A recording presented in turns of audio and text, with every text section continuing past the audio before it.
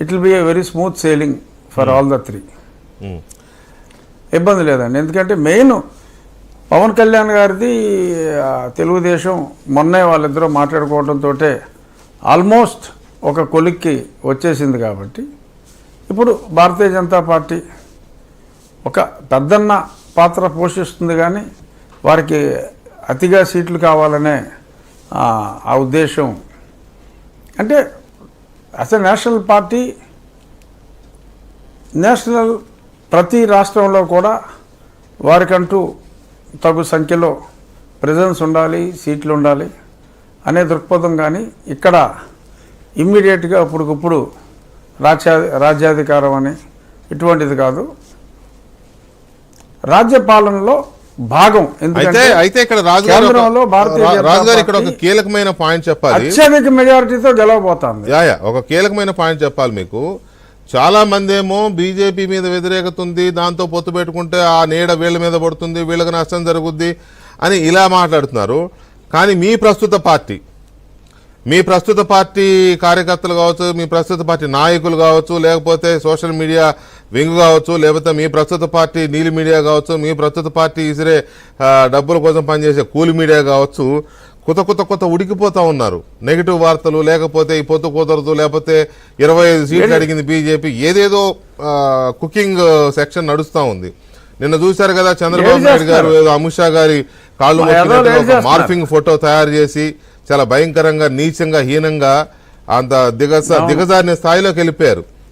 మరి వ్యతిరేకత ఉంటే వీళ్ళు ఎందుకు భయపడుతున్నారు? మీ ప్రస్తుత పార్టీ మీ కొలీగ్స్ అందరూ వ్యతిరేకత ఏముండదండి. వీళ్ళు గొక్కెట్టి ఏడ్చేస్తున్నారు సంటి పిల్లల్లాగా.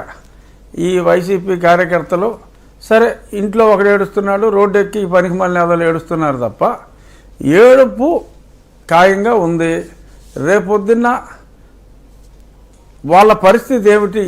మన వెనకాల ఇన్ని కేసులు పెట్టుకుని ఒకవేళ వారి చల్లని నీళ్ళలో బతుకుతున్నాము అని ఇన్నాళ్ళు వీళ్ళు ఊహించుకొని ఇప్పుడు ఆ నీడ దూరం అవుతుందంటే అల్లలాడిపోతున్నారు. మరి చాలా ఆ భయం వాళ్ళ మాటల్లో చాలా స్పష్టంగా కనపడుతుంది.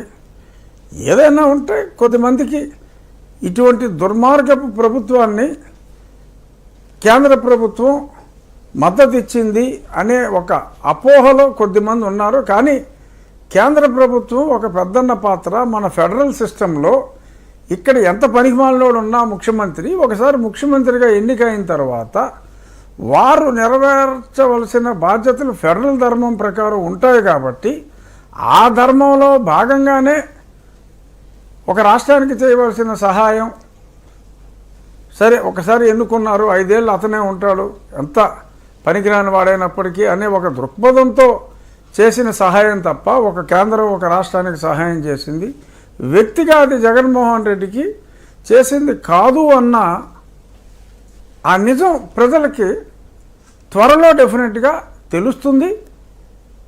మరీ ఆలస్యం కాకుండా తెలియజేయవలసిన బాధ్యత కూడా రేపటి పాలకపక్షానికి ప్రస్తుత ప్రతిపక్షానికి కూడా ఒక బాధ్యత ఉంది. డెఫినెట్గా రేపు ఎన్నికల క్యాంపెయిన్లో ఈ విషయాన్నే అందరూ కూడా హైలైట్ చేయటం జరుగుతుంది. వెంకటకృష్ణ అంటే ఆ మేరకు